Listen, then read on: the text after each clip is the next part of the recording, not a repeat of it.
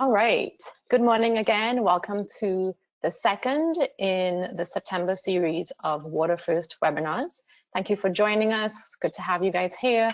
My name is Stacey Isaac Barraza. I am with a firm called IB Environmental. I'm the CEO there, and I'm just here to help moderate the session this morning. So I want to point out a few things. First, there are 3 handouts that you will see in the control panel area. So there should be a rectangle in the corner of your screen. You can toggle back and forth between opening that. So there's a little red arrow. If you click on it, it would either open up the whole control panel so you see all the features, or it would minimize it. We encourage you to all be on mute as participants.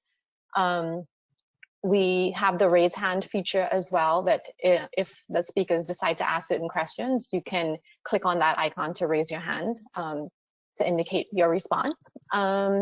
Also, that's where you will see 3 different handouts, 2 from the speakers today, and then 1 handout is slides from an overview that's going to be handled by Ansley and Oshaba, who you can see on your screen right now. So I think with that, we'll go ahead and ask you all to introduce yourselves. So because this is online, we're a little bit limited with our introductions, but in the questions box, you should see that you can enter, please, your name, your organization's name, and then your favorite stormwater BMP.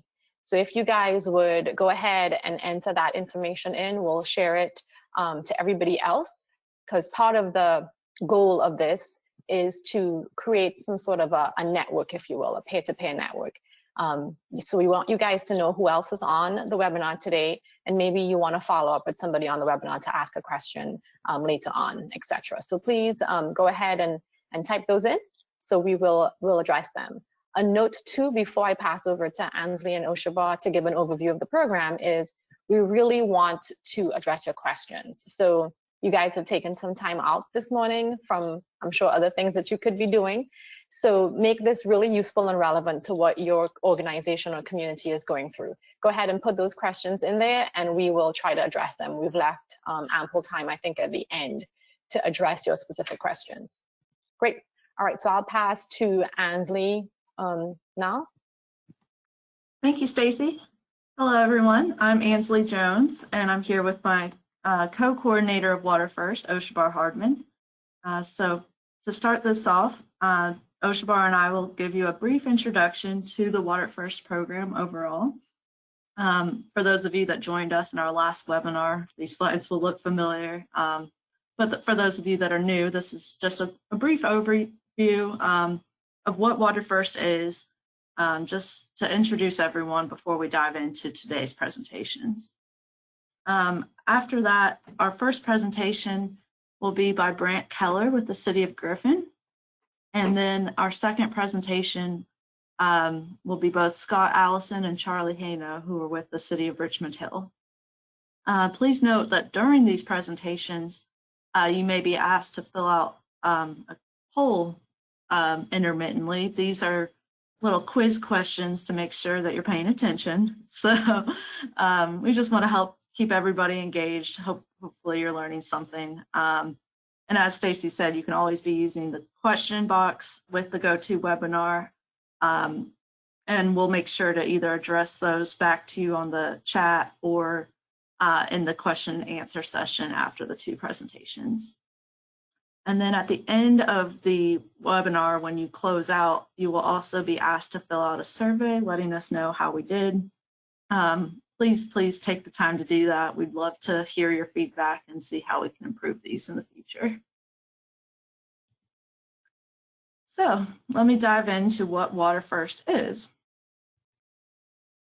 So WaterFirst is a local designation for communities that are demonstrating that they're going above and beyond what their requirements are regarding water planning. It's a program for those that are pursuing environmental excellence and taking a proactive approach to planning and connecting between land use and water quality and quantity. WaterFirst communities recognize that there are no political boundaries when it comes to water resources.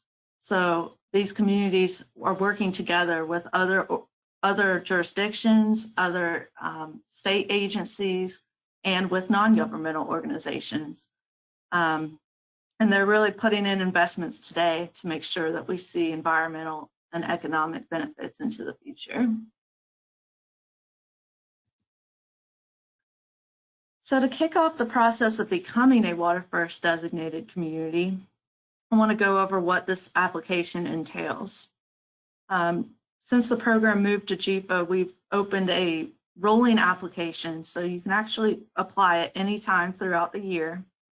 And you can go to the GFA website to download the WaterFirst application materials. You'll see there's a Word document and there's an Excel spreadsheet that's the WaterFirst checklist. And there's a snippet of the checklist shown here. This is just a small piece of that. It's a pretty extensive checklist because the WaterFirst program entails 9 different categories, and within each category there are action items that WaterFirst communities are expected to be doing.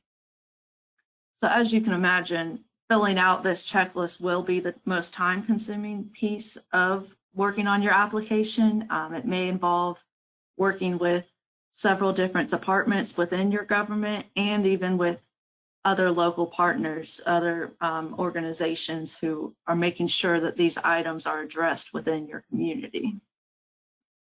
After we receive the WaterFirst checklist and the paper application, we have a review committee review those materials, and they determine whether you're ready for designation, which means you move to the next step of an on-site review, or whether you're accepted into the WaterFirst class, meaning you will need some more technical assistance, in their opinion, in order to get to that next step. Once you're in the WaterFirst class, OSHA and my role is to provide you with resources to help you get to this final stage before being designated, which is your on-site review. At this stage, you invite peer reviewers, that is existing WaterFirst designees, to your community, and you brag on your community. You do a whole presentation that covers all of those WaterFirst checklist items. It's a pretty comprehensive day, but it's your chance to show off what your community is doing, so that those reviewers, will be able to evaluate and speak to whether you are, if you meet the criteria to be a WaterFirst community. So in addition to giving a presentation, you would also plan a tour of somewhere of interest in the community that really shows off your WaterFirst efforts. The picture shown here is one thing that we looked at Hall County, a recent designee. This is called the Band-Along Litter Trap. Actually, Brant Keller with City of Griffin, our first speaker today, also has worked on installing these in Griffin, so he can talk to you about the water quality benefits of these. And Brant and Scott, I believe, have both worked with us before as the peer reviewers, so they may be able to answer questions on what they look for when they're evaluating communities.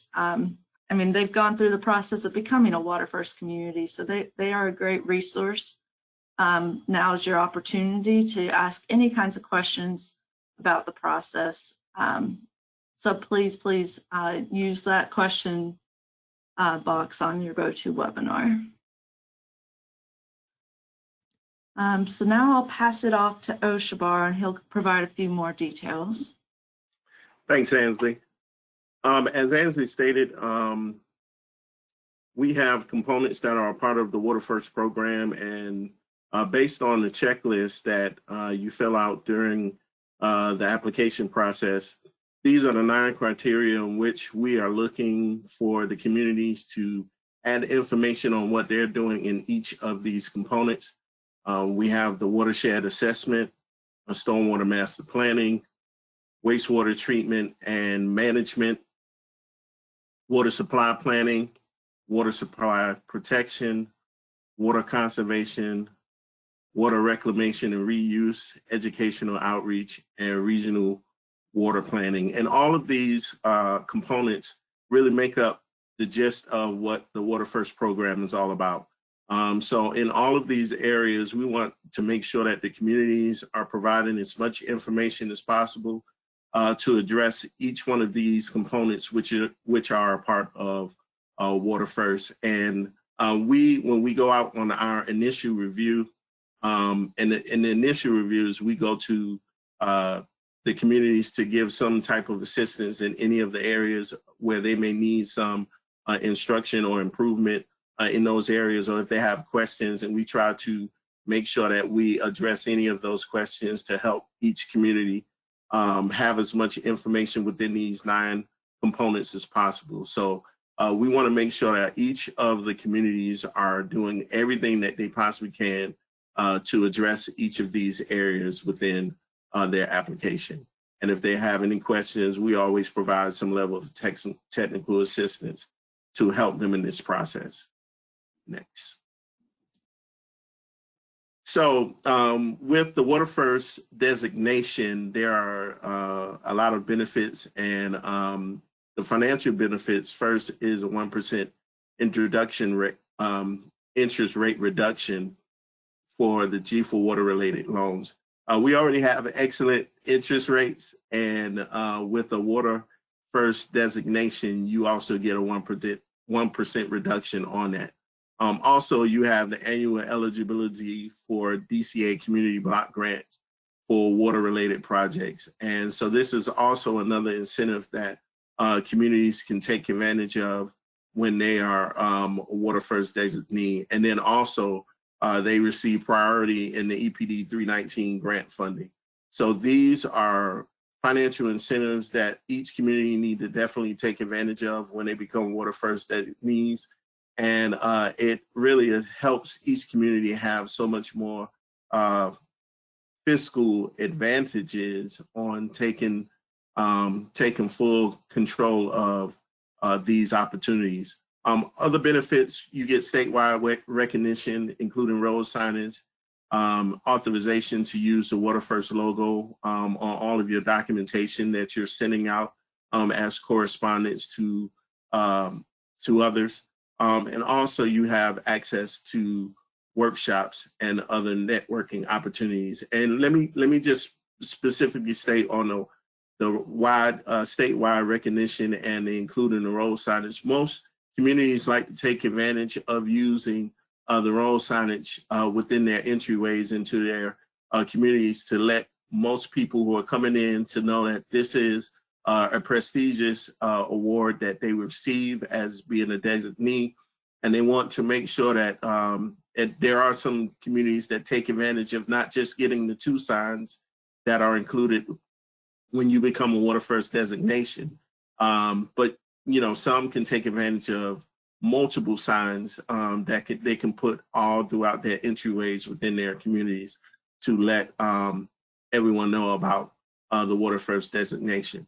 But we definitely want to make sure that we have opportunities to give incentives to all the communities that are WaterFirst designees. And also they can partake in, as what Ansley said earlier, they can partake in the review process when we have on-site reviews. And we definitely, want to make sure that communities are in this process to help us to become to publicize it more. I think when we're able to publicize about the WaterFirst, designation, it helps even get the word out to as many people as possible. And then it also gives an opportunity for them to partner with us in this process. Next slide. The current WaterFirst designees, since 2003, we've had multiple communities take advantage of the WaterFirst designation. And a lot of communities, they can do it individually as a municipality, or you can also have the opportunity, as Newton County did, with multiple municipalities coming together to work together with their municipalities to have a WaterFirst designation throughout their whole county. And if you wanted to do that with individual cities or water authorities or with the county, you can take advantage in doing that.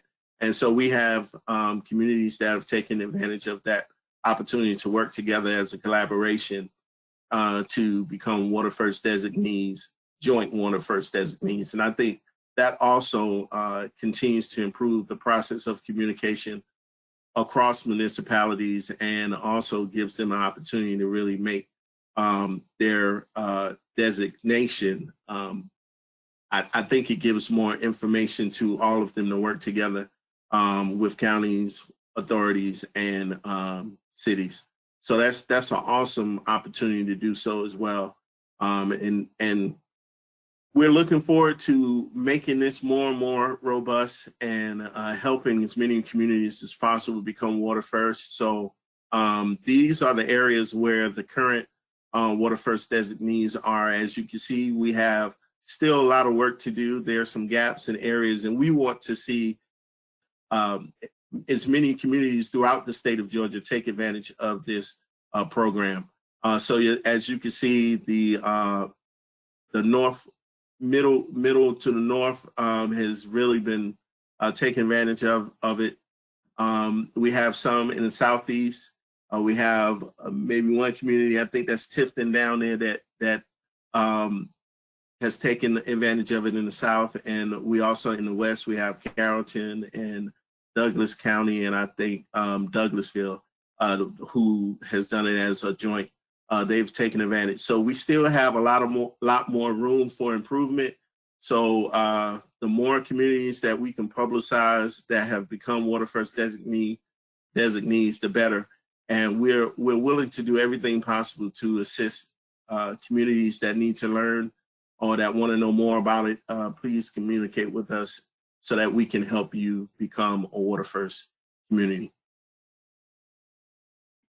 All right, thank you, Oshbar. And at this point, we'll let Stacy introduce our first speaker.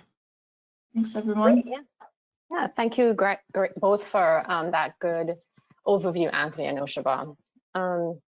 So now we'll get into our first presenter. He is the Director of the Public Works and Utilities Department at the City of Griffin in Georgia. He has over 34 years of local government experience. 2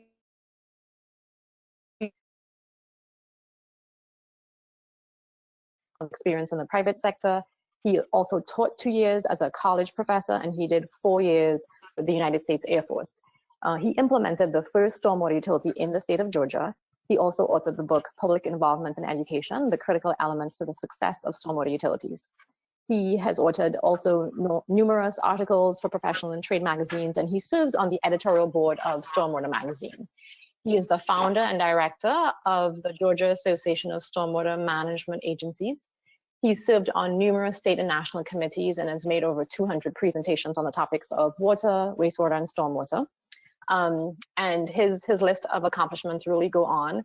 So, but perhaps the most relevant thing that Brant has accomplished in his career in terms of today's session is that he coordinated the effort for Griffin to receive the WaterFirst community designation. So with that, I would like to welcome Brant, and I see your screen up, Brant. Your slides look like you're ready to go. Thank you. Oh, thank you very much. I'll apologize on the front end. I ended up with some ENT issues, so if I sound a little hoarse from time to time, I apologize on the front side. So, stormwater utilities, 3 things that I want. Brant, before you get started here, if you can turn your webcam on, that'd be great. Is that good? There you go. Nice to see you. Yeah. All right. So there's 3 basic fundamental things that we want to discuss today in formulation of a stormwater utility. One's the foundation of how stormwater utilities started through legislation in relationship to the Clean Water Act.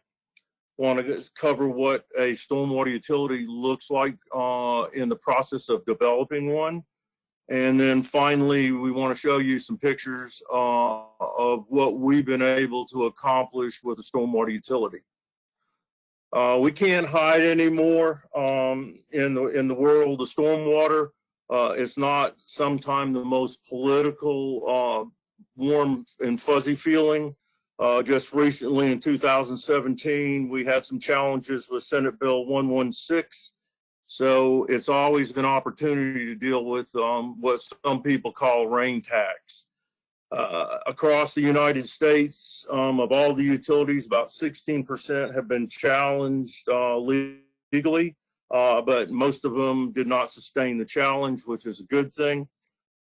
There's a good paper that you might want to read, published. It's a doctoral dissertation. It's called Paying for Rain by Brian Chalfant at University of North Carolina.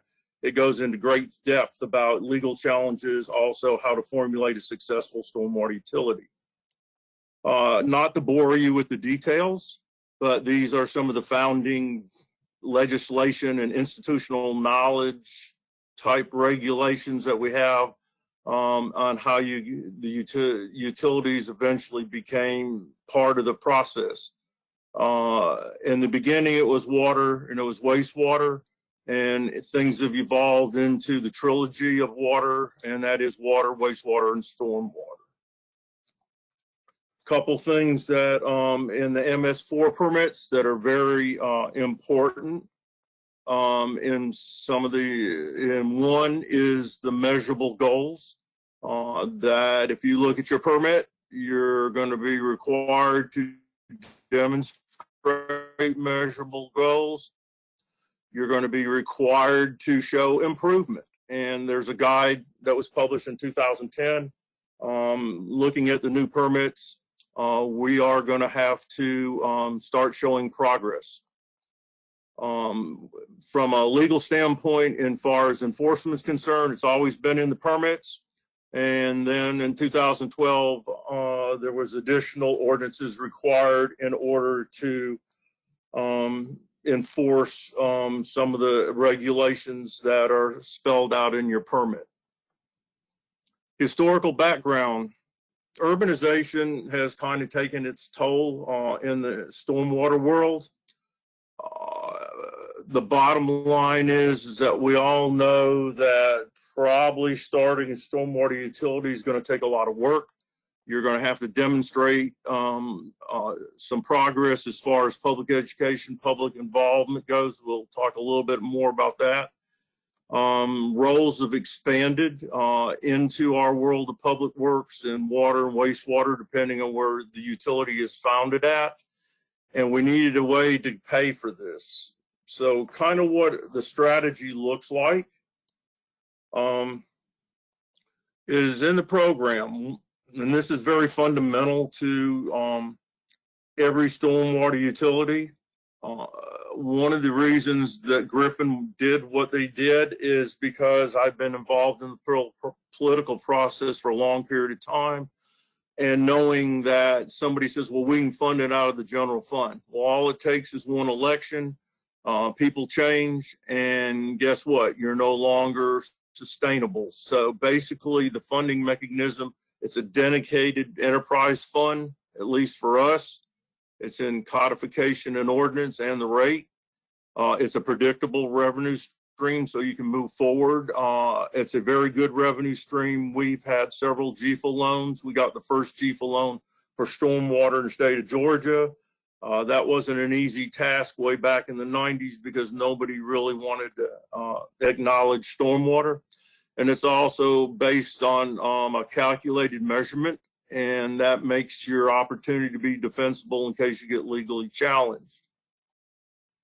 There's several other options out there to help supplement your revenue stream through a stormwater utility. Your lost local option sales tax, revenue bonds. I won't read the entire list, but what you do see is there. And also, in our case, we have public-private partnerships, which I will show you a couple of those in a minute.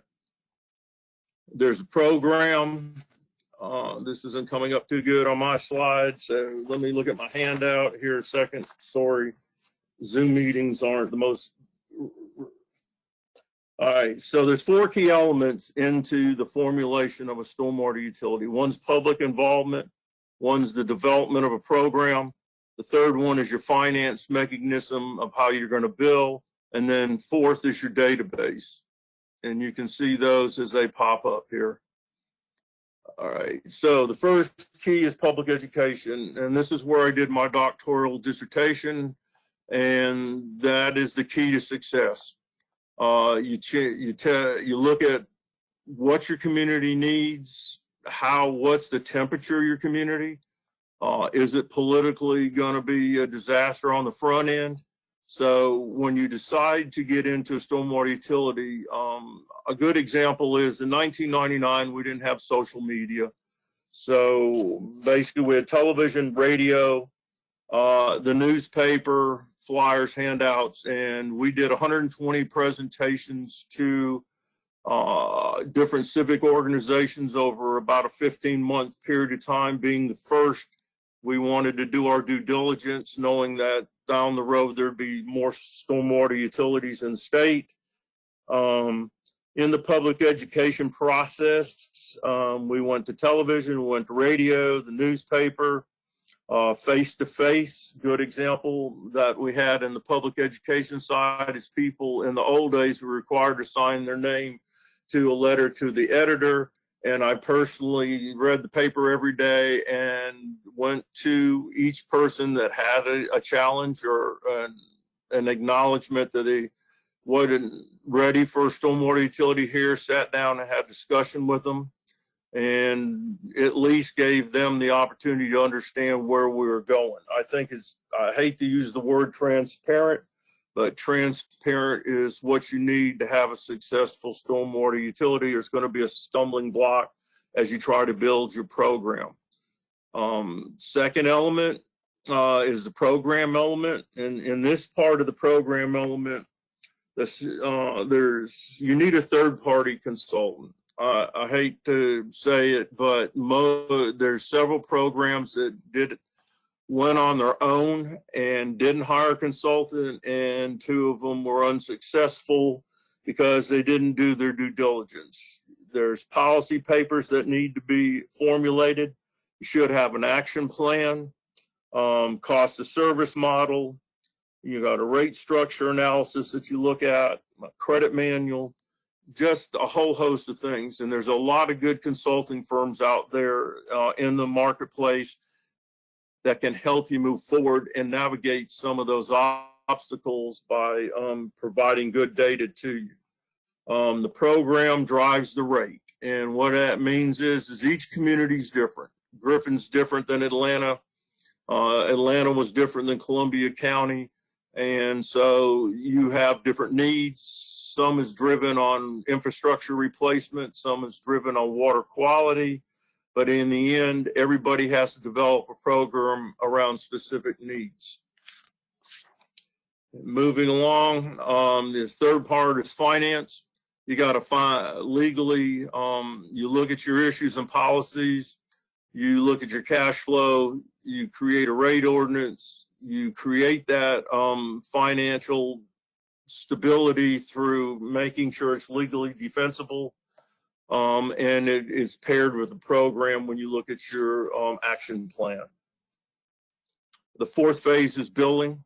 It's critical that you have accurate information.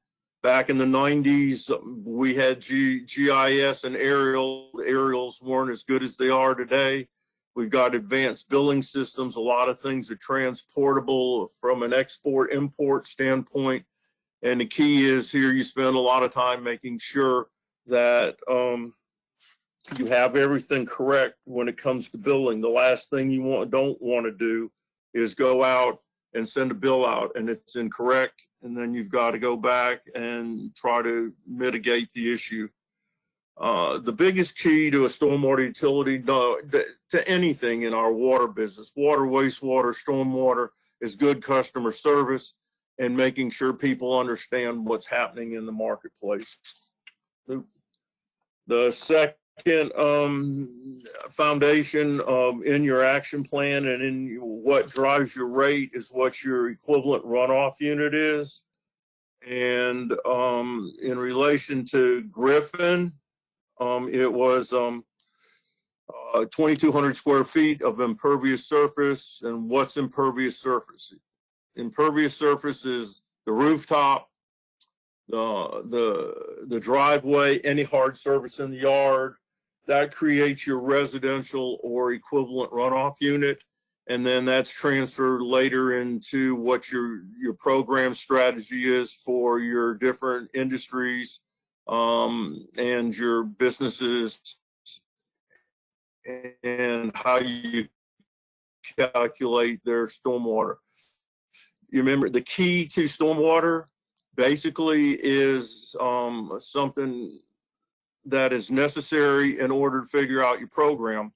And what it does is it creates an opportunity to deal with your stormwater issues in your community. So this equivalent runoff unit obviously will be different after you do your policy and analysis in different communities.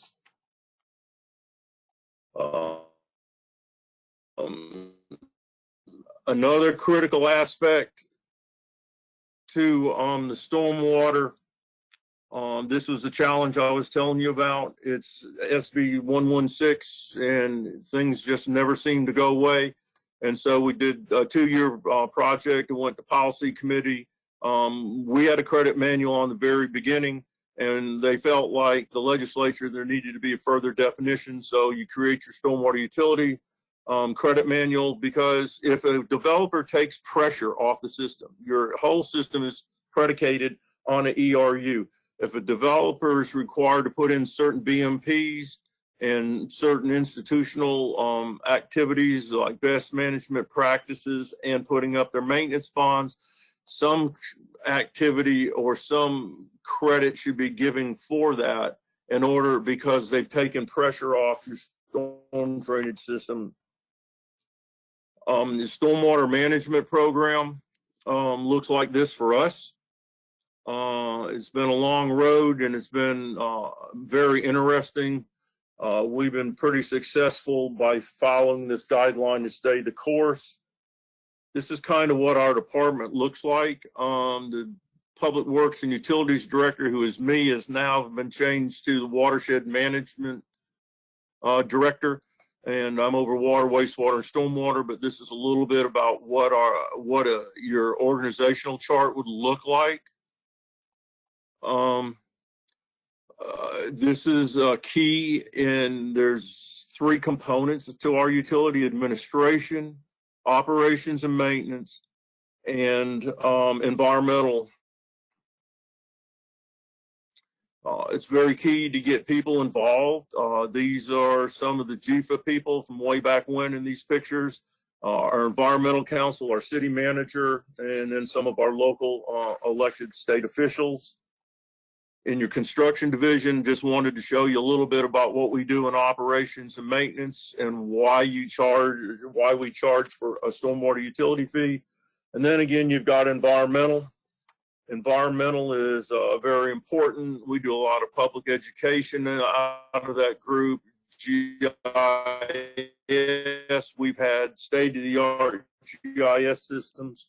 We update our equipment about every 3 years to the new technology in order to help us be able to operate and create value to the city. Our GIS department, our section, also supports the rest of the city in relationship to planning and zoning, to the electrical department, you name it. We have that opportunity to deal with them and make them successful also, because it's a team effort.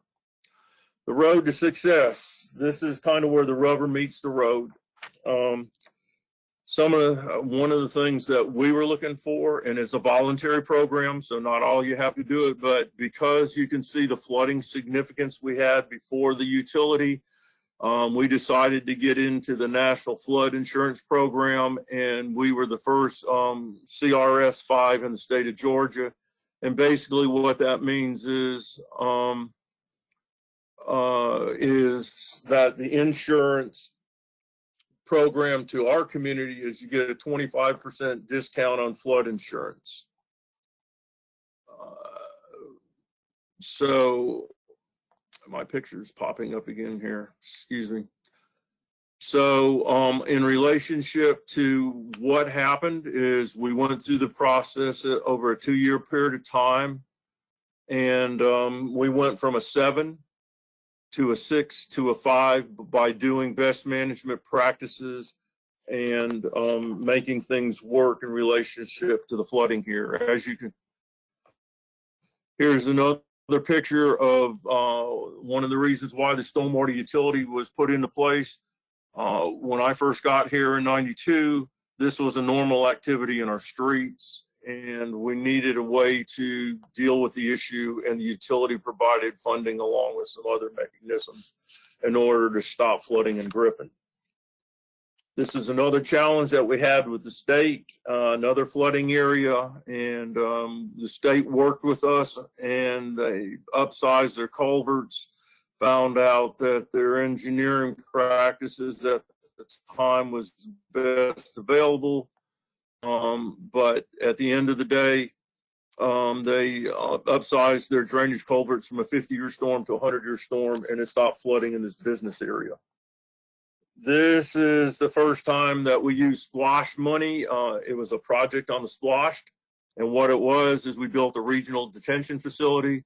Unfortunately, I was there at this house when there's a little lady in the back door of this place that had glass sliding doors, and she had her front door open and the water was traversing through the house, and it wasn't a pleasurable experience, but the splosh helped remove that problem from this project. So that's just one form of additional money that you can use on the ballot size.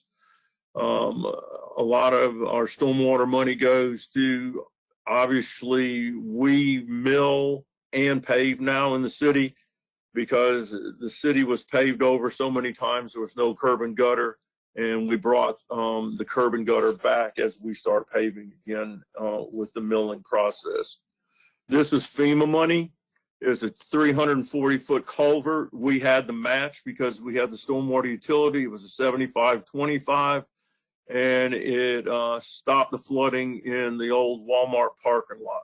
So FEMA money is available. You can match your stormwater money. This is some of the infrastructure, and the reason that we're showing you pictures like this is because we're not the only people and the only system in the state that has a lot of age on it, and this is what's got to be repaired and replaced. And I see the question thing is not working, Ansley. So the next, this is sorry, Brent. I'll run the first poll question for you. So okay.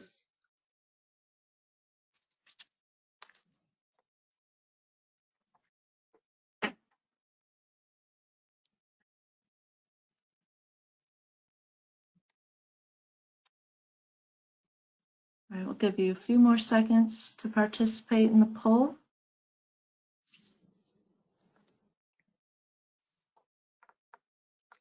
All right. And it looks like we had 100% with the correct answer. So good job, everyone. Great. I appreciate y'all listening. I'm quite sure everybody in the community has ditches like this and floatables, and I'm going to show you how we remove some of the floatables in a minute with one project, and we're completing another project currently as we speak on the golf course.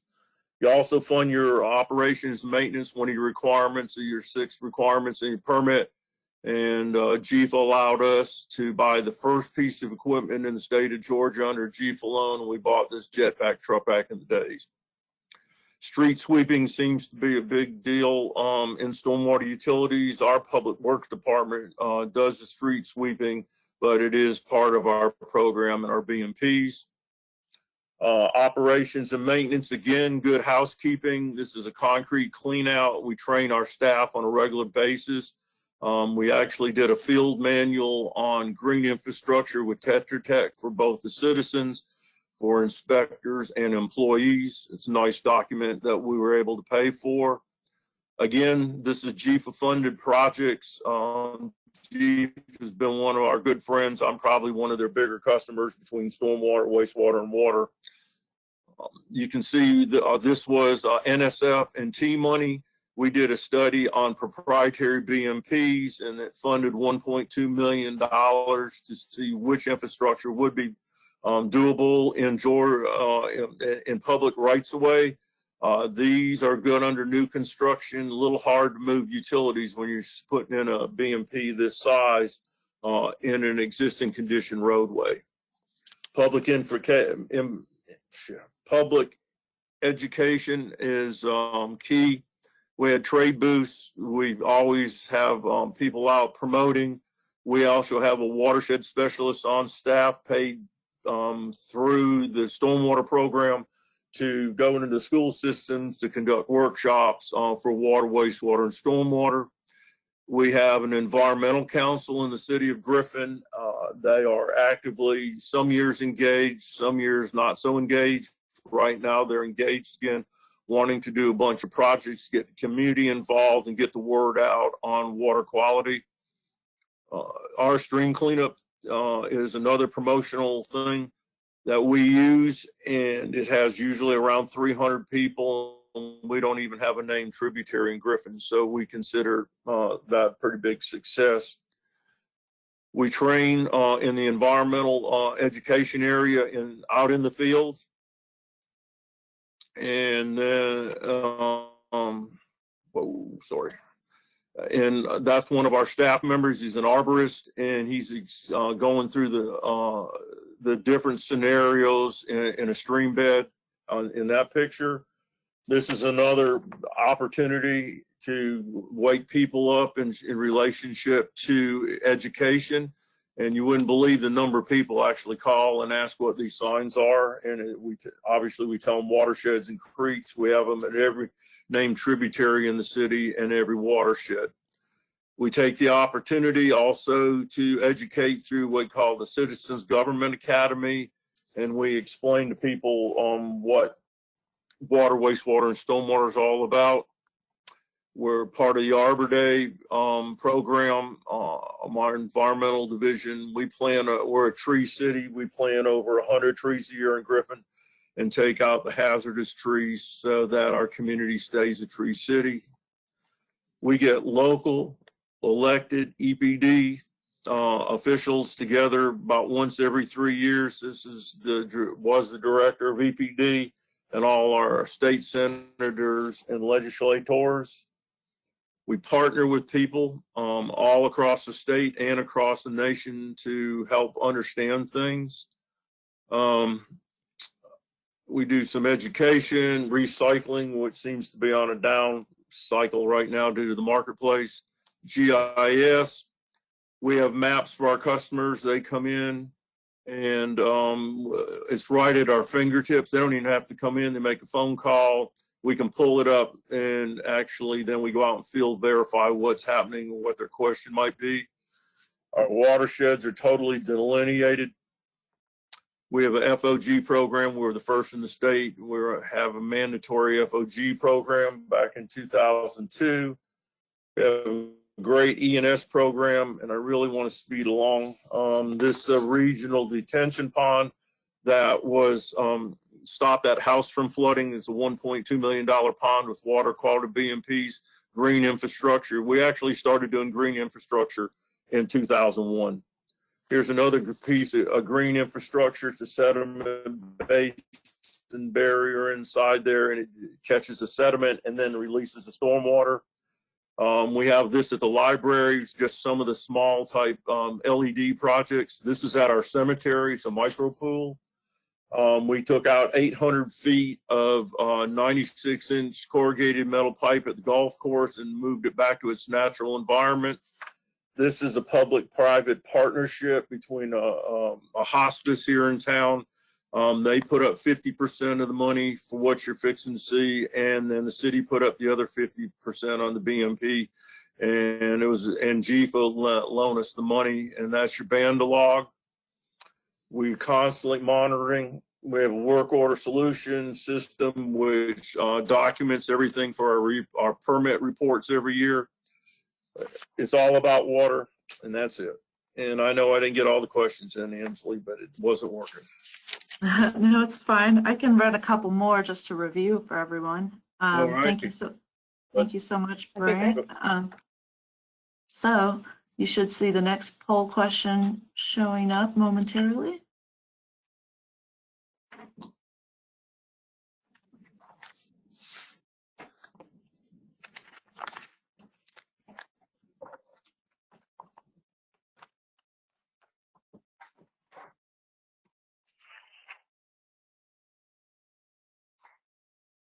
And we can definitely tell that Brant has some teaching experience, right, from these questions. Definitely. So it looks like we had a strong result here, 87% with the correct answer. We threw in some words that Brant used throughout the presentation, so I see why a few people might have chosen that equitable rate unit, but the correct answer is equivalent runoff unit, or you might hear it as equivalent residential unit. I'll just run one more. So should see another question pop up.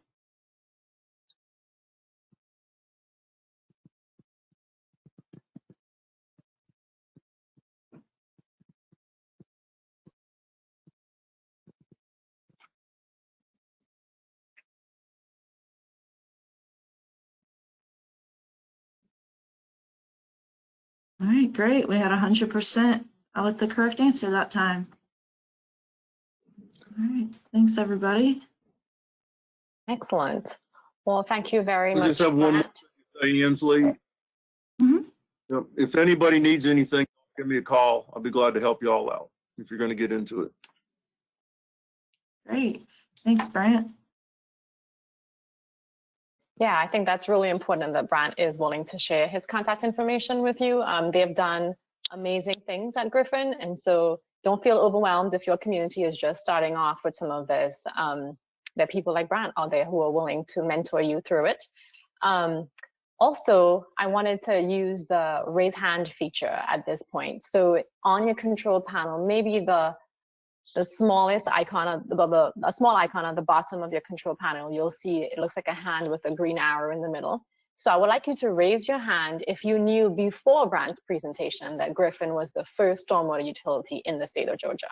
So again, raise your hand if you knew that before Brant presented, right? Just making sure everybody's engaged and fully utilizing all the features of GoToWebinar this morning.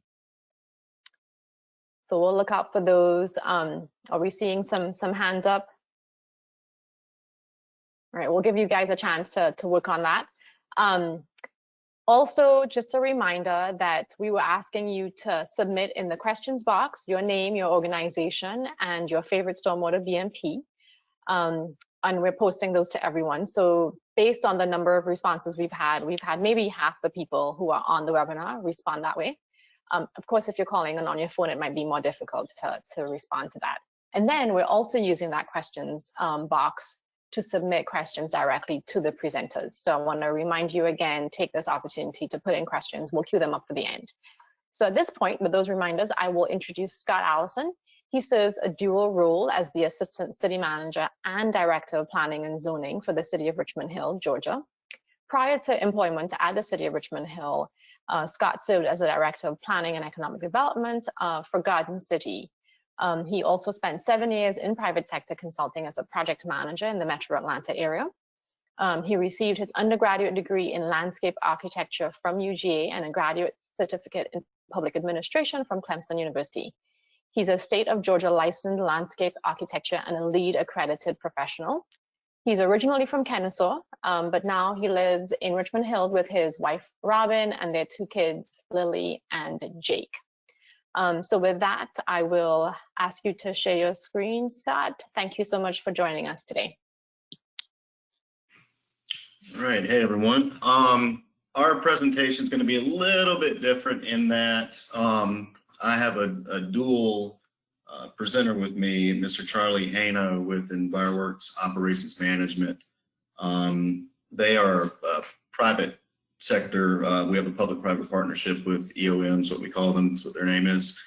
They are a public works provider. Some of you may outsource that as well to a private company, but we do have a great public-private partnership in stormwater management, and our stormwater department is a part of that. Charlie has over 15 years of water treatment, wastewater treatment, and municipal infrastructure management. He's got a Class 1 in Georgia and Class A in South Carolina state water system operator's license, and the same for state wastewater system operator's license. He specializes in public works management, environmental compliance, regulatory oversight management, and public utility management and operation. He holds a master's of public administration from South University and is currently in his doctoral program for public administration at Valdosta State. And through all those licenses, also has the certified stormwater inspector and many more. So please welcome Charlie as well. So he's got a couple of slides as we dive into the presentation, and mainly related to the operations and maintenance side and how that department functions and how they correlate what I'm going to present to their work order system. And left hand talking to right hand, it's really important. So with that, I will open my screen here, and hoping and guessing that everyone can see that. Otherwise, I'd be seeing some things in the chat that says otherwise. Looks good, Scott. Okay, bear with me one second. All right, so let me back up. So, Brant mentioned the stormwater management program, our SWAMP, that you have to create when you become an MS4. Our first stormwater master plan was in 2009. When we were designated to become an MS4 program, we had to up our game and create a much better SWAMP. We had to adopt what's called the Coastal Stormwater Supplement and update our mapping and inventory. We had some GIS mapping, but nothing, like I'm going to show you.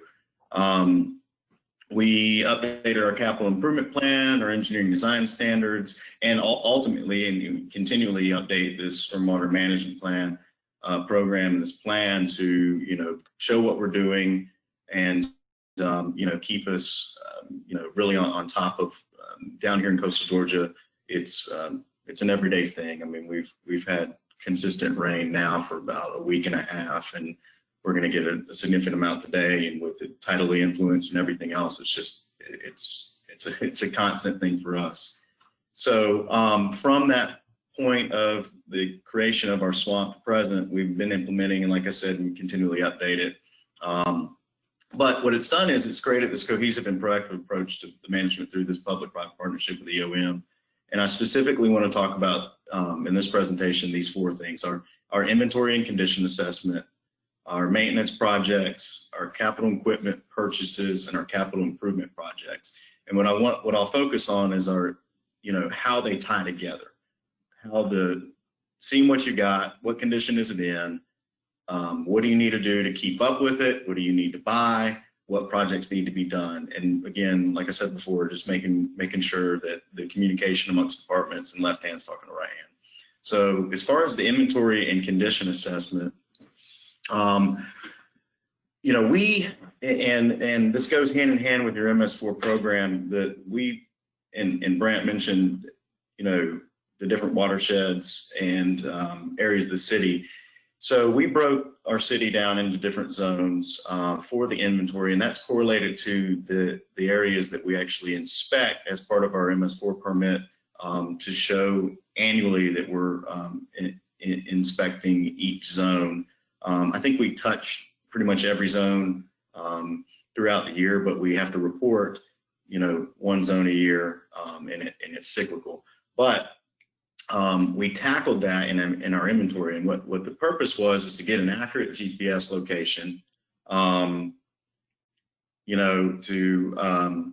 figure out what the structure types and sizes were, what material are they, is there damage, is there sediment, is there debris, is there excess vegetation, erosion, do we have any water quality issues, does it need to be maintained, is it something that's been overlooked, and again, keep us honest with following through and ongoing inspections per zone.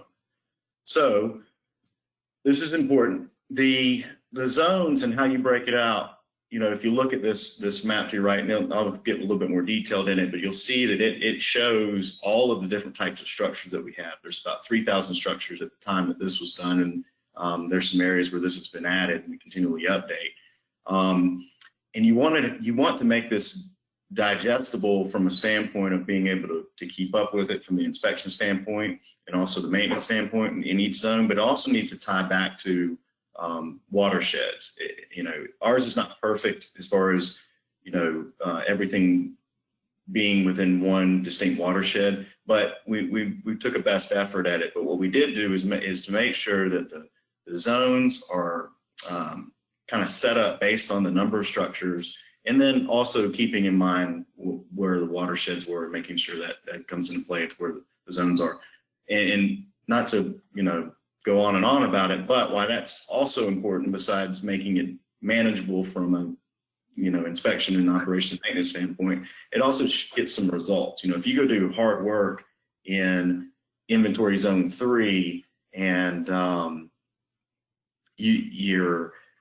you're wanting to see results in zone 5, it's in a totally different watershed, you know, and you clean out upstream from there or downstream from there, they don't talk to each other. They don't, you know, that's not where the water goes. So it's able to, for us also to show results, which helps, you know, when you get into things like stormwater utility, as Brant mentioned, and other funding sources.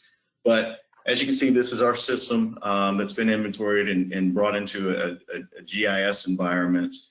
And just to zoom in a little bit on that, and this is focusing more on the inventory and not condition, you know, within our GIS environment, we have the ability to check each of these, you know, types of structures. You know, you can see on this that it's designated either as it's an inlet, is it a junction, it's an outlet, is it a ditch, is it a pipe?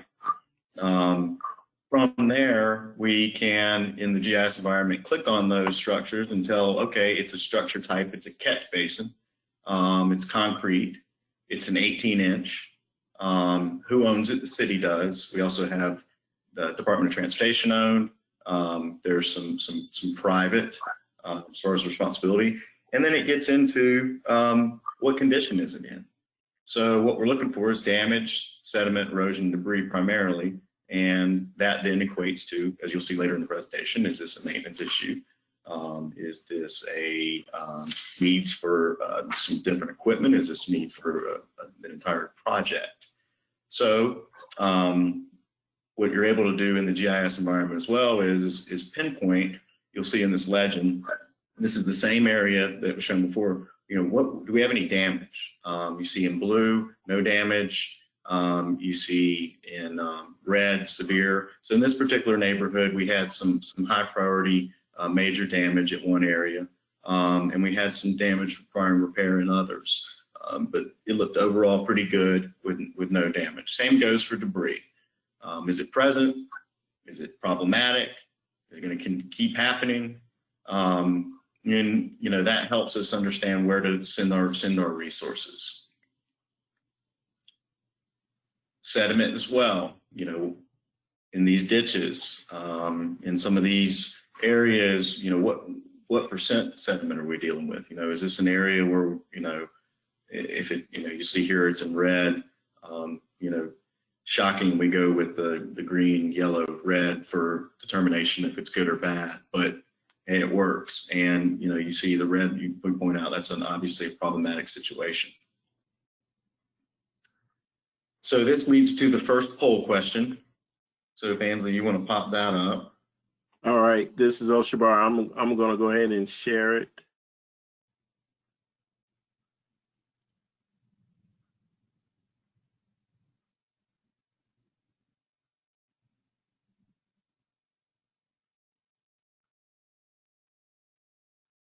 All right, we get answers coming in.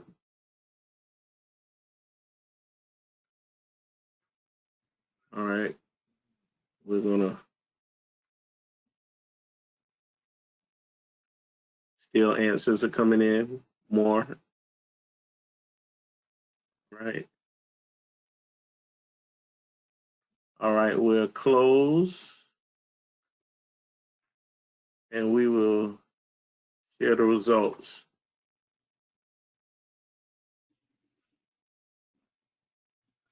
All right. So it looks like 20% council commissions. We have 50 for the number of structure or bases, and then 30% land use were the answers. Okay. So the answer is the number of structures or basins, and it's important that your inventory in your physical environment should drive your zones. You wouldn't want it to be based on your council districts, at least in a city of our size, because the quantity of structures in the watershed is not politically driven. Also, because the MS4 permit that we have, having to report on one zone a year, it's really easy to say, hey, this year's zone 3, regardless of squeaky wheel as far as any type of council or district. So that is important. All right, moving forward. So that gets us through the inventory and condition assessment, and kind of, okay, that gave us an idea of where are we at, what do we have, what kind of condition is it in? And from that, we want to use the inventory data and determine whether or not it's going to be routine maintenance, capital maintenance, or a capital improvement project. Okay, and type of routine maintenance would be, just cleaning out sediment based on what our findings were in our condition of sediment. Capital maintenance is fixing, head wall or structure, and then the capital improvement project, is a more long-term, and I'll elaborate that. And Charlie's going to elaborate on the maintenance side a little bit more, but that's a more of a different funding mechanism, longer term solution. So how do we use that inventory data, to determine what I just mentioned with the type of maintenance or projects, but also in our inspections process, having it in the GIS environment, it's a web-based GIS system. So the guys at DOM and ladies at DOM are able to use iPads and phones, and when they're out in the field, they can utilize that web-based system to update it real time. It has some checks and balances, of course. A couple of different folks need to look at it before it, becomes, this is definitive. And we also have, obviously, some large format map books. We also have some honed in detailed map books that we're able to create from that inventory and condition assessment. In GIS, the data is also able to be brought into an Excel format. And that's where, and you can see on the bottom here, where we're able to have some connectivity towards work orders. And that's where Charlie's going to be able to elaborate a little bit more on how that process works. So if you want to go ahead, Charlie. Yeah, thanks, Scott.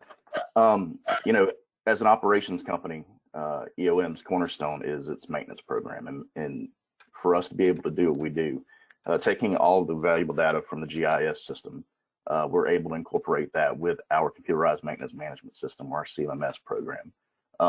Basically, all of our workflows, all of our assets, all of our tasks are scheduled through this platform. And when I say assets, I literally mean anything from a weed eater to a ditch segment. And it's instrumental in keeping the maintenance per our stormwater management plan on task and on schedule.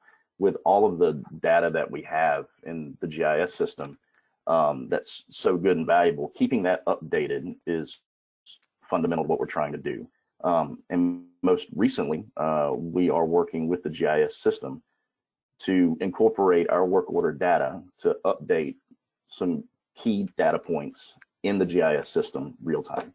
And that puts that information in the hands of decision makers, city officials. I'm going to give you for example, throughout the year, not just when we're doing zone 5 or zone 3 inspections, we are constantly out doing maintenance, cutting, cleaning, vacuuming, jetting, whatever it is. And when we create those work orders, whether it's PM or CM related, we will eventually this year have our work order system be able to communicate with the GIS system, so city officials can see in real time the most recent PM, if a criticality rating has changed on a piece of infrastructure, And also to be able to update information. I mean, so many times you get out into a system, whether it's a water or sewer pipe or a storm pipe, whatever's on an as-built doesn't always make it into your GIS system as accurate. So when we excavate a storm pipe and realize, oh, it's 36 inches, not 26 inches, then we're able to update that data live in the field, and that gets uploaded into GIS as well. So it really allows us an incredible opportunity to share information and put that information in the hands of the people that need it the most, especially when we have emergencies, when we have natural disasters. Being able to know the status of your system real time is critical for city management to be able to make decisions, not only on capital purchases, but also real time emergency decisions. This is a great example right here, providing single source of accountability. So what you're able to see through this interface, this is in obviously zone 1 and delineation of ditch segments. Each ditch segment will have its own appropriate PMs and CMs that automatically get generated by our system. And as these segments get dealt with and maintained, it will immediately update with our GIS system. And you can't really see it in the notes, but we go as far as to tell, is there any specialized equipment that's involved with each of those ditch segments? For example, some may require a regular excavator in a tight spot, 12,000 pound excavator. Some might require a much larger machine with a long stick, so it can actually reach across canals and do a more effective job. So we actually embedded in our work order instruct the operator of what equipment he's actually going to need as well. But again, I can't stress enough that having this data at the fingertips as a single source of accountability and all culminating with the GIS system is going to be critical in moving forward with maintaining our stormwater system. And not to mention, it creates an ease of reporting as well. With the development of our stormwater utility, we've had incredible advantages, and the city's been amazing with supplying us the resources that we need. We have a dedicated staff of 2, but as an operations company as a whole, we put a huge emphasis on cross-training. There are a lot of skill sets within our collections department or our water department or our streets department that have skill sets that lend themselves a lot to being able to help and support our stormwater team. So there are many times the job needs 4 guys. We can bring those 2 extra guys in because they're already on staff within the scope of our contract. We have additional engineering services that we're able to supply through our stormwater utility, as well as dedicated equipment. We do provide the city a vac truck and vac truck services, and that's been a huge game changer, as well as a couple of large excavator purchases. We are currently on order for a larger machine that is going to be huge with helping us maintain our larger canals. And as well as every day, we've got a smaller excavator with cutter heads going along its maintenance route. Aside from the zone inspections that we will focus on, we do touch and either cut or, maintain every single ditch and canal in the city once a year. Thanks, Charlie. It's important to note that you see how all of this kind of ties together. He mentioned that when the databases are talking to each other and the work order is created, it says what type of equipment is needed. We may not have that equipment. So it has to be rented. And then annually or, maybe quarterly, we can analyze that because everything's being tracked. We can analyze, well, how much we spend renting it. Is it better to now go out and purchase that equipment? Or is it better to form a different partnership with EOM and work it into the contract like the vac truck services? It was more beneficial to the city. We didn't necessarily need to own the vac truck for the amount that we would utilize it. Having it just here, it was more getting a reduced rate better than going and renting something. So you see how everything kind of correlates as it related back to getting that initial inventory and condition assessment and keeping it updated on what is the stormwater system looking like real time. So that leads to the next poll question. All right, our next poll question.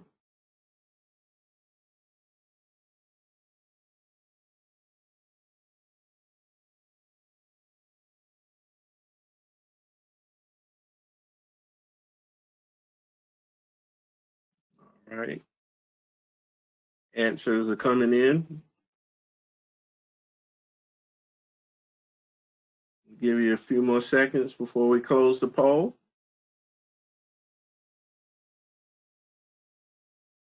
All right. And just to read the poll question pretty quickly, if we have some folks who may just be listening in and not able to see the screen, it says debris and sediment are in many ditches. How would finding the problem be best categorized in your stormwater management program? All right. We're going to close the poll. Here are the results. All right. So it looks like 89% says routine maintenance. Okay. Yep. So that one, is best categorized. If you have a tremendous debris and sediment problem, it may lead towards more of a capital improvement, or it may cause you to have to get some capital equipment to go clean it out. But typically, it's a routine issue that needs to be looked at, a routine maintenance thing. So moving forward into the fourth component was, okay, the inventory of the assessment, you got your maintenance program going, and then being able to identify what are these larger capital improvement projects. That gave us the ability to, once we had the inventory and assessment, to create a living document that we update continuously. That's our Stormwater Capital Improvement Program. It's our CIP. It's a multi-year plan for improvements by basin. That one is directly tied to per basin. There are some maintenance and improvements in it, just to kind of keep us honest, but it's primarily the larger improvements or areas that need to be studied further, and it's system-wide needs. We are in the process of updating that currently. We've done quite a bit, and there are some projects that have come up that weren't identified in the original CIP. But I'll give you some examples of the type of work that we've done. New installation of culverts. We've done some, what you see on the top left is part of a study. The idea was in the CIP was a new bridge. Well, once we dove in, got some engineering consulting help, were able to study it, we realized the bridge doesn't help with flooding. It doesn't lower the water level very much at all. And it actually causes, because we have storm surge here, creating that wider opening and that longer opening and larger opening caused the surge to get in faster. So not only did it not stop flooding, it just kind of would cause it to flood a little bit faster, which is dangerous. So we were able to model that and show that was important in our capital improvement program. So it's not just projects. Some of these are actually studies and to determine, basin-wide, what are the needs. All right, now what I want to do, and I think hopefully this will be the fun part, is I want to show you guys real time what we get to see. So I'm going to click this link and hope that everything goes the way it should. So this is the login. Can't tell you my password, but this is the login to our web-based GIS platform.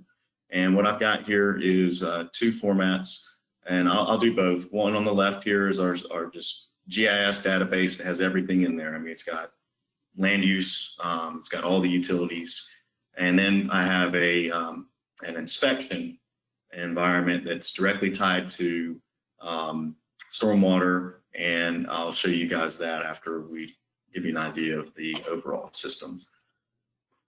All right, so what I've got here is I'm going to click the storm system, and this will show you, this is our entire system. Our latest update was last week. That data, there are different points or ditches there, just like I showed on the screen. It's 24. There's some narrative, some we're working on that, just making sure we get some good invert elevations and some elevations on it. That really helps when you're trying to determine, is it a problem with the fall on some of the ditches, and like are your inverts, are you set too high? So we're able to pinpoint this. You know, you click on the pipe, gives you the idea of what size is it. Obviously, it's 24. You know, it all kind of ties together. Let me show you a little bit different in maybe an older neighborhood. This is probably the oldest neighborhood we have. I click on that. This is a brick. It's an older neighborhood. Put any. They're about,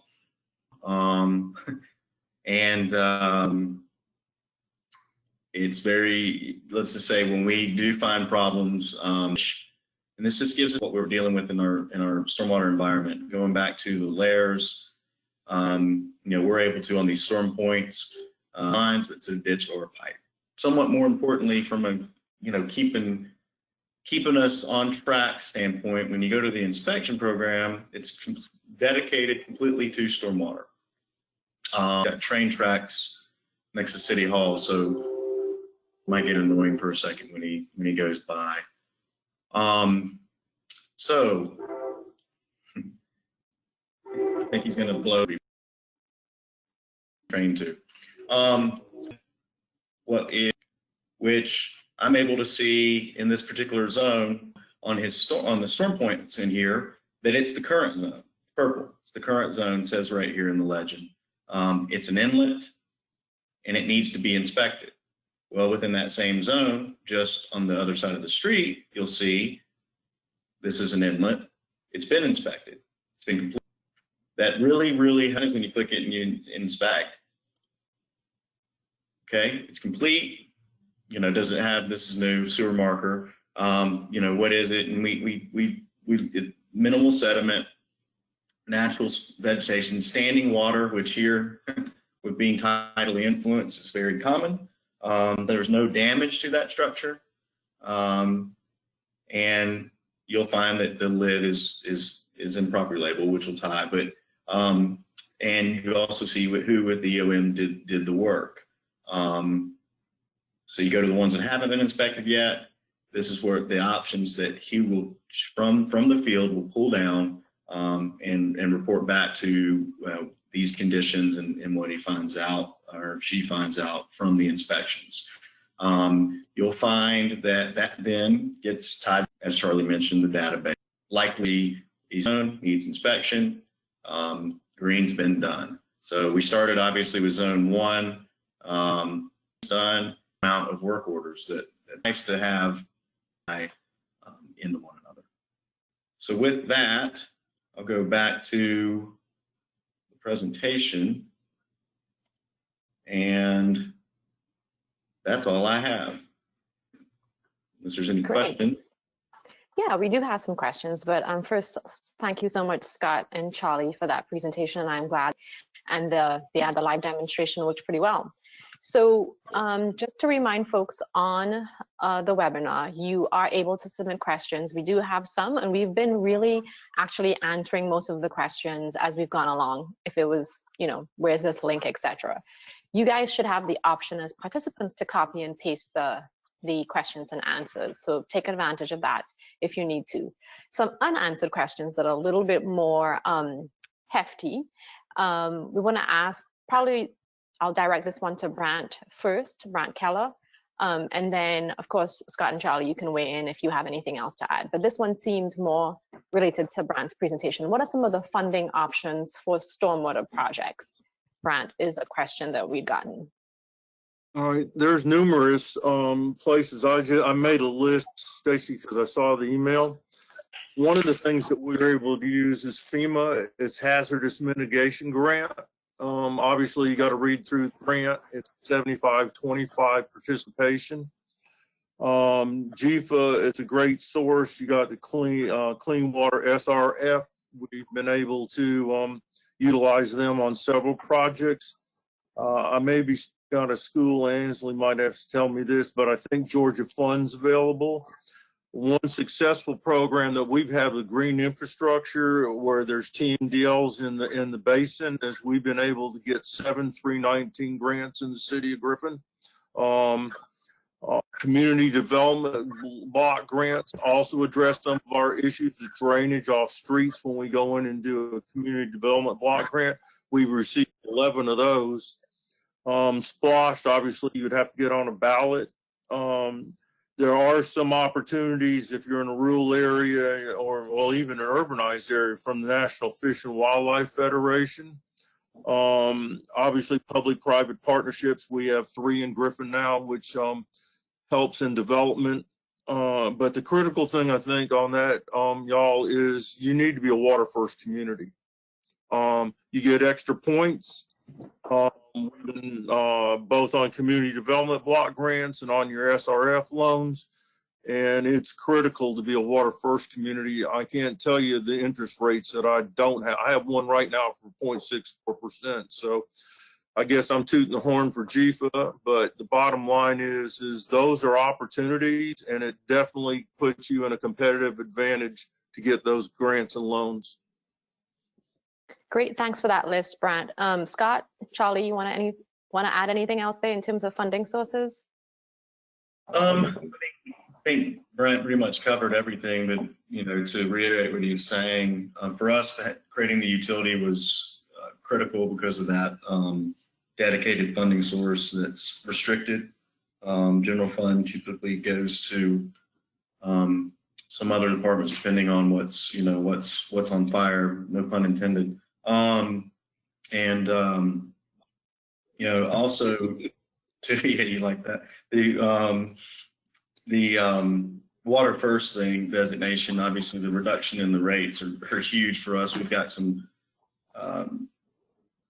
tremendous water and sewer infrastructure projects that are happening currently that not stormwater related, but that reduction in the interest rate has been tremendous. But also what I recommend of anyone going into WaterFirst is use it to your advantage to go above and beyond just what's in your MS4 permit, just what's in your reporting requirements and those things. You may not have to necessarily report that you're going above and beyond, because sometimes when you do that, it becomes the new normal, but do that. You'll find that it helps your program tremendously. And then by going above and beyond, when you go after some of these funding sources that Brant mentioned, having some legwork done gives you the opportunity to get that, and if it's a competitive grant, to get it over someone else. Great. Okay, thanks. And I don't know if this is working, but are you guys able to see my screen here? Yeah, we can see. Yeah. Great. So I was gonna just show that list that Brant was talking about. If you go to ibenvironmental.com, one of the things that we do is help facilitate this group called the Georgia Funders Forum. And it's kind of a hidden little link in here, but at the bottom of the Funders Forum webpage, you'll see a table. So you can click here and it's a good summary table of some of those funding sources that Brant was mentioning and actual contact information for the different folks who run those different programs. So you can get in touch with them and start talking about if this is a good option. And then there's also a workshop that's coming up. Stacey, it's showing your desktop. Sorry, Okay, it's showing my desktop. All right. The screen. Let's see. Okay. It did ask me which screen I want. Let's see. Yeah, but let's see. Tell me if it did switch. Are you seeing the website now? Okay, Yeah. thank you. Yeah, that was okay. So ibenvironmental.com, you'll click on Georgia Funders Forum, and then here's that table. Okay, you click on that link, and this is the summary table where you can contact different folks who run these different programs. So that's one. And there's also a workshop coming up where the focus is going to be these different funders talking about their different funding programs. So it's not just stormwater, it's water and workshop and that you might want. I'm sharing there, and let's look at public input before you launch into big stormwater projects. So, we've had success via social media recently. Mainly it's on our big stormwater projects for notification that it's coming, because there's going to be a disturbance to the community to some degree. You may not be able to pull into your driveway for a couple hours while they replace some culverts and things like that. So we've utilized social media, obviously water bills, We've got some email blasts when you go to sign up for your water account. You give your email, so we're able to do some blasts on that. We've had invitation to come to City Hall, Town Hall. That's been a little bit more in the last couple of months, but it's been some of the things we've done: handouts, flyers, door hangers. Brant, anything else that you guys have attempted? Yeah, you pretty well hit it all. I mean, social media pretty nails us. We have a media specialist for the city, so he's constantly monitoring all that. But yeah, we're doing the same thing you are, Scott. We got a chief alone. We're going to fix 56 driveway culverts. So yeah, we're going to be using that hot and heavy, because if you don't obviously let people know what's going on, you're going to get the tail end of it. So you've about nailed everything that's available out there right now. Okay, great. Thank you. Let's see, a question for Scott specifically. What was the catalyst for Richmond Hill to bite off a full stormwater asset management program? It seems water and wastewater asset management programs are more of an easier sell, but stormwater not so much. So what was the catalyst? The MS4 permit requirements for having to inspect the system and basically inventory it was one, but we knew that we were going to go after a stormwater utility, and having to really get an understanding of the system, sell the utility was important. One of the things in our MS4 permit requirement was we had a certain number of years to inventory the system. We put the pedal down on the gas and did it as quickly as possible, and because we knew that we needed a funding source to really tackle not just our regulatory compliance efforts, but just the issues and problems that we had. So I would say it's a combination of those two things were the catalyst. We did have some bare bones to it that were based on as built information when subdivisions or developments were done. But we did find that really field-driven, hands-on inventory was much more accurate. And by doing that, what's happened is it's caused us to take second looks at our water and sewer GIS information as well, as opposed to just relying on as-built. We'll put eyes on to ensure that what we're getting is accurate. And we're getting a little bit more high speed in that arena too, where Charlie's able to in GIS click a valve and it shows if he turns that off, who does that affect? That way they can isolate systems and fix leaks and things like that. So it's really stormwater has had a domino effect on that. Great. Okay, thank you. Well, we're a couple minutes over here, so we'll go ahead and start wrapping up. So we want to remind everyone to please respond to a survey that's going to pop up here for you at the end. We have 2 more webinars in this September series. So Ansley and Oshabar shared those dates with you before. You can always find them again on the GFA's WaterFirst webpage. Please go ahead and sign up for those. It can be different folks. If you have, different people on staff who are more relevant to those topics, that's fine. Water conservation and education is the next one. And then on September 29th, we'll have watershed assessment as the topic. So yes, again, please respond to the surveys. And I want to see if Ansley or Oshabar had any parting words for us before we close out here. Ansley, you're on mute. Did that again. So thanks everyone for participating today, and we really hope you got something out of it. I think we had some great presentations, so thanks again to Brant, Scott, and Charlie for sharing your expertise. And with the survey that Stacy alluded to, it gives you a choice to let us know if you want further contact from us to start helping you with the process of pursuing the designation. So please fill that out or send us an email, and Oshabar and I will get right on it with contacting you. And all I have to say is thank you guys for just being a part, and all of those who are a part of the attendees to view this webinar. We're so thankful that you guys tuned in, and we look forward to seeing you guys again on the 22nd and on the 29th as well. So thank you. Great. Thanks, everyone. Have a good rest of your day.